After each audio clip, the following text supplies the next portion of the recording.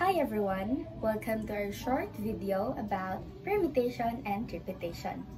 I am Precious Hannah Clara, your narrator for this video.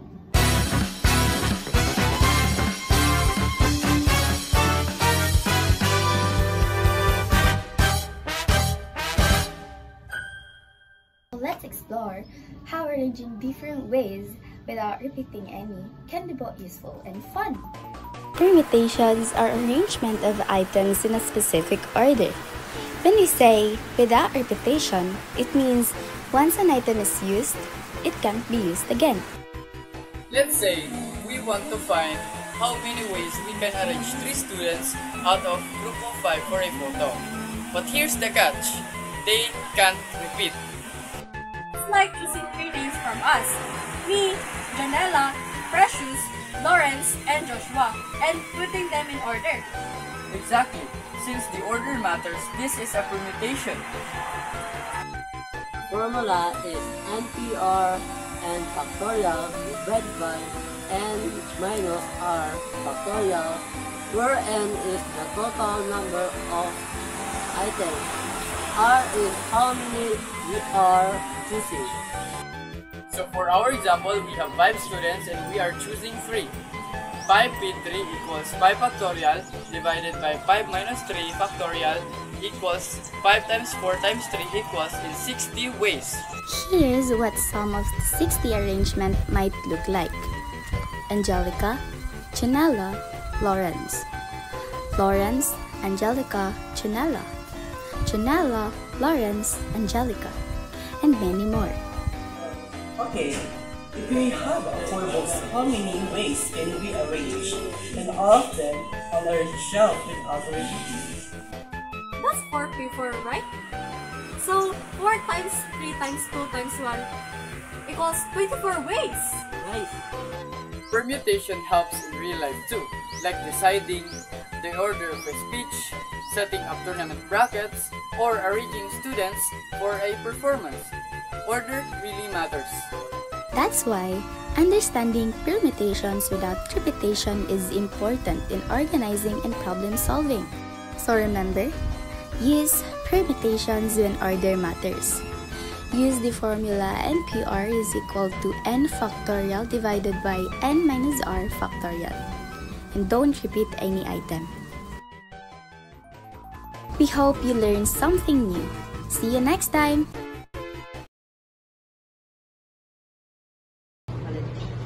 Go. Good day, everyone. We talked about the permutation and repetition refers to the number of ways you can arrange items when repetition is allowed. In other matters. Go. The definition of permutation with repetition. If you have any position to fill and are options for choices for each position, the total number of permutation with repetition is n raised to r. When you're arranging items and repetition is allowed, you can use the same item more than once. Order matters, you use the formula n raised to r. N is the number of choices like letters or numbers, while r is the number of positions to fill. Since each position can be filled by any n choices and you're filling r positions, you multiply n by itself r times. N times n times n is equal to n raised to r. For example, you have 3 letters A, B, C, and you want to make 2 letter codes. Each position has 3 choices. 3 times 3 is equal to 9 possible codes.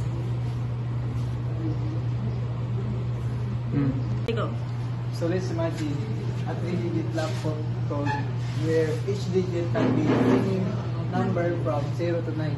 So which means na-follow ka number na itong mga kuhaan na choose. So give us 10 choices per digit. How many number combination can be unlocked using permutation or repetition?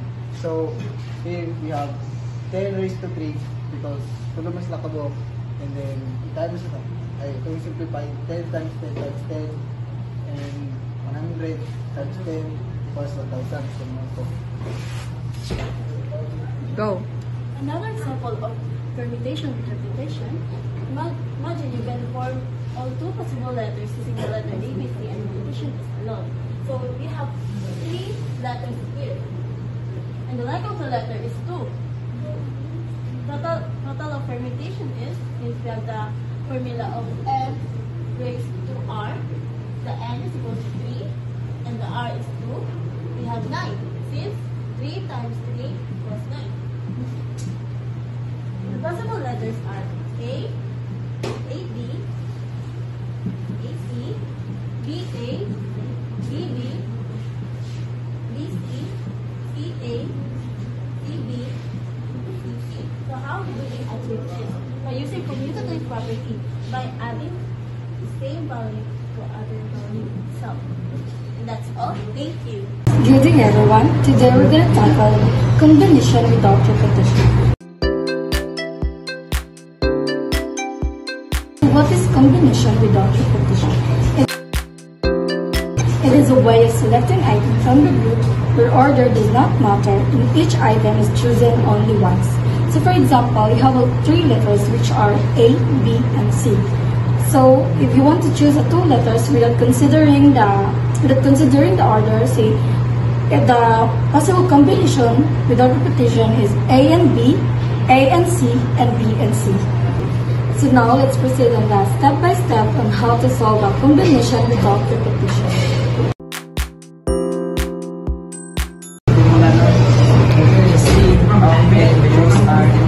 N factorial, and then we have R factorial, and then N minus R factorial. So, natay problem.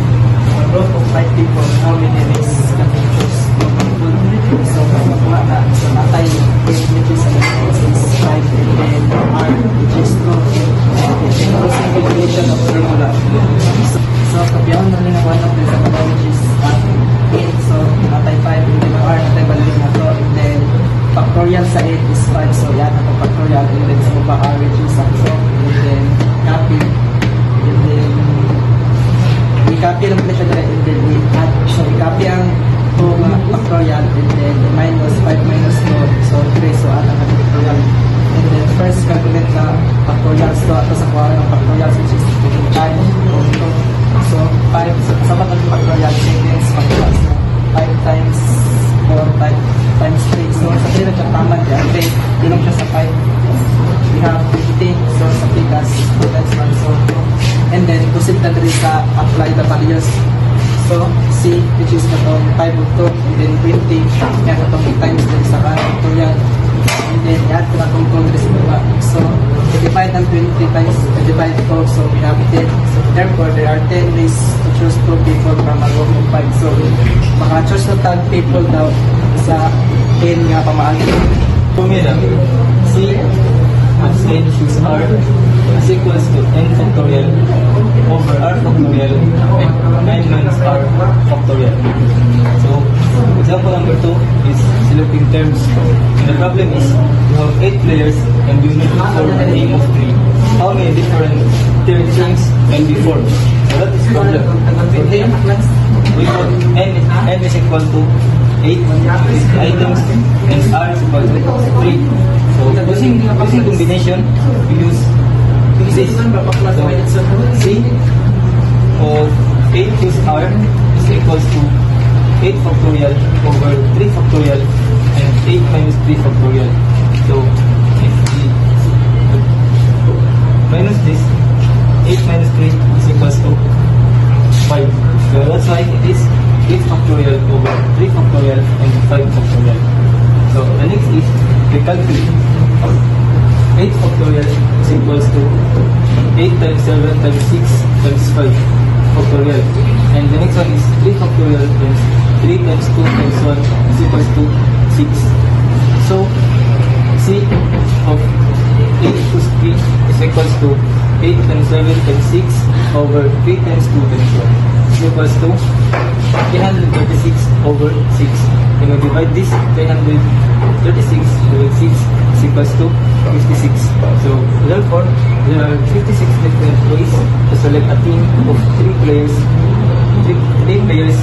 from A. So we're going to choose C of n choose R is equal to n factorial over R factorial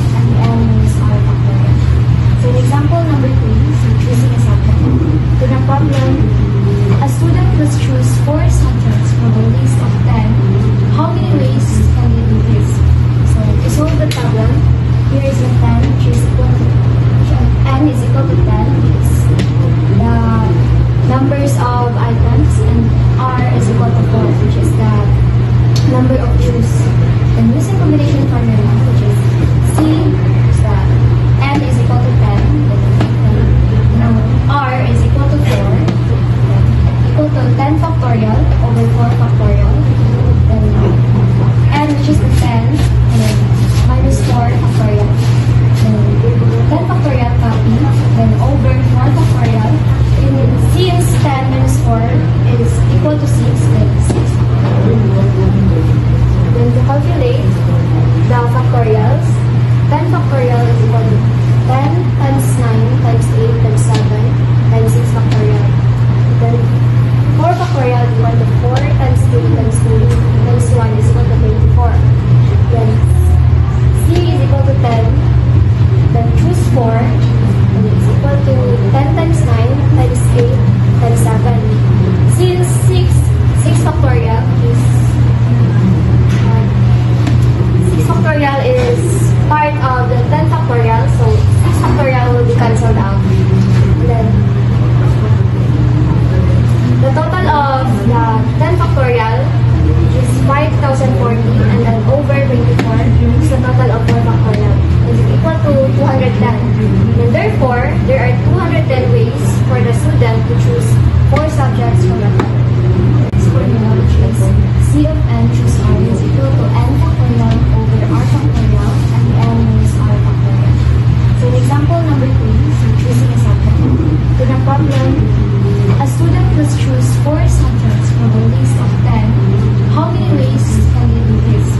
So to solve the problem, here is a 10 which is equal to n is equal to 10 is the numbers of items, and r is equal to 4, which is the number of choose.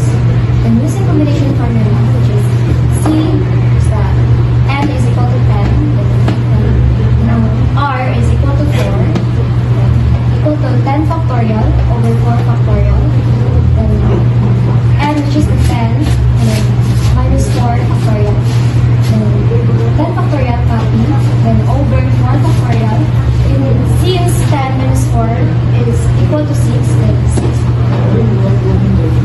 Then to calculate the factorials, 10 factorial is equal to 10 times 9 times 8 times 7 times 6 factorial.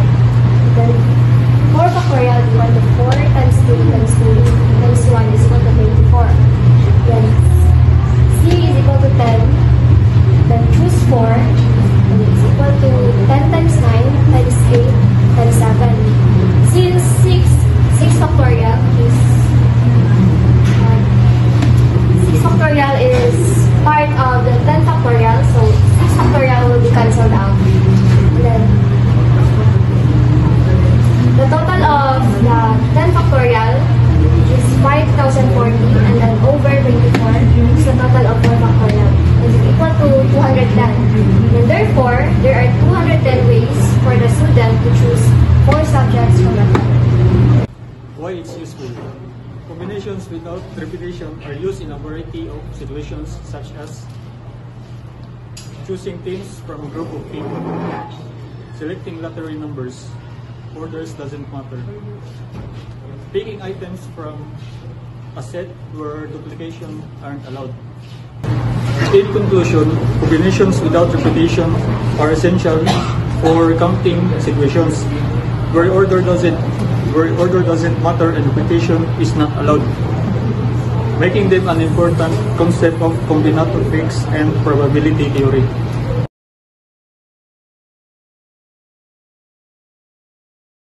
So good day everyone, we're going to discuss about the combination with repetition using a real world scenario. So imagine, you're at the fruit stand with bowls of apples, pears, and oranges, and you're allowed to pick fruits total, possibly repeating some. So how many combinations could you walk away with? This is not just a random question. It's a classic example of combination with repetition, where the order doesn't matter, but the repeated selection are allowed. So let me define on explain the concept of combination with repetition using the intuitive language. So here's the visual reference. So in a close open parenthesis, inside of that, there's n plus k minus 1 over n. So in combination without repetition, you choose distinct items. But with repetition, you can pick the same item multiple times. To solve this, we use a clever trick called the stars and bars method. We represent choices as stars, and we will present categories with bars. So here's the formula we use. So where the n is the number of chosen items, and the k is the number of crucial or categories. Example is pick 4 pieces of fruit from 3 bowls with apples, pears, and oranges. So how many combinations are there? List or count all of them. So parang may mga to, no?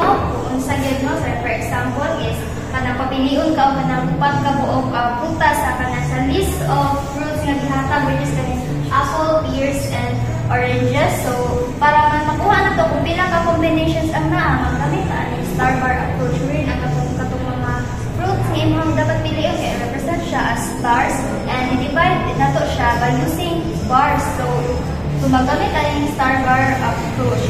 So hindi na to magamit kung duha ka bars, ana, duha ka bars para ma-divide nato kung tulo ka group of kami, ma-divide nato ulit siya, magamit to siya ano daw, duha ka bars, pwede ko talaga diri ang apples, diri ang pears, o diri ang oranges. So, ang possible combination na is, pwede ka, magpili ka o ka ng duha ka apples, or duha ka pears, pwede ko isa ka apples, or tulo ka oranges. So, pag mag-inamit ang murag hassle naman tayo, so dapat magamit ang star bar approach by using kani nga formula. So, kani nga formula itong gamiton, kani n plus k minus 1 factorial all over n factorial times k minus 1 factorial. Wherein ang kaning n kay mo ni siya kung pila ka buong imong pilion. So pili ka ng upat ka fruits mo na siya. Then ang k kay pila ka buong category ang nasa natin tulog ka category diri which is kaning apple, pears, of oranges. So para makuha na mo siya ganito na mo ni siya. So ang n na to is 4 kay upat na ka buong prutas ang imong dapat pilion. So 4 plus k. Ang k na to is muna siya katong category. So, natay-tulog ka category, which is ang apple, pears, and oranges. So, 3 minus 1 factorial. And na to by 4 factorial times 3 minus 1 factorial. So, pagkuhaan niya is 3 minus, copy lang nyo siya, 3 minus 1 equals 2, then factorial, then copy ang 4 factorial, 3 minus 1 equals, times 2 factorial. So, i-solve nyo mo na siya, 4 plus 2 equals 6. So, 6 factorial na na siya. Then, copy nyo yung 4 factorial, tapos, times nyo siya dali sa 2 factorial. So, dali na. Continuation. So, 6 factorial is more result. I-calculate mo na siya. More result na siya as 720 over 4 factorial is, ang result niya is 24 times 2 factorial is more result na siya sa 2. So, 24 times 2 is equals to 48. So, 24 times 2 equals 48. So, 720 divided by 48, mag-result na siya sa 15. So, natay 15 ka, natay possible nga, ay dili, na 15 combinations, group of fruits. So now, we use 4 stars for 4 fruits, 2 bars to state 3 types. So we have 1 apple, 0 pears, and 3 oranges. So in theorem, we use the formula n plus k minus 1, and then sa baba is n. And then k over n minus 1. So where n number of items and k number of types. So there are 15 ways to choose 4 fruits from 3 types with repetition allowed. That's how combinations with repetitions work, using the stars and bars method and a simple formula to count the possibilities. So now, let's review everything we covered. So the definition, combination with repetitions happen when you choose items from a group. Repetition is allowed and order doesn't matter. So stars and bars method to solve these problems you use. So star to represent the item you choose. So bars to divide between different types of categories. If you're choosing from K types, you need to K minus 1 bars. Formalizing the rule. Objective. Tie the intuitive idea to the formal mathematical theorem. Visual reference. Use the last slide again with the formula explanation. Suggested narration. To summarize, when choosing n items from key groups with repetition allowed, the number of combination is like n plus k minus 1 over n. And our example, that's 4 plus 3 minus 1 over 4 equals 6 over 4. 4 plus 3 minus 1 plus 6 equals 15.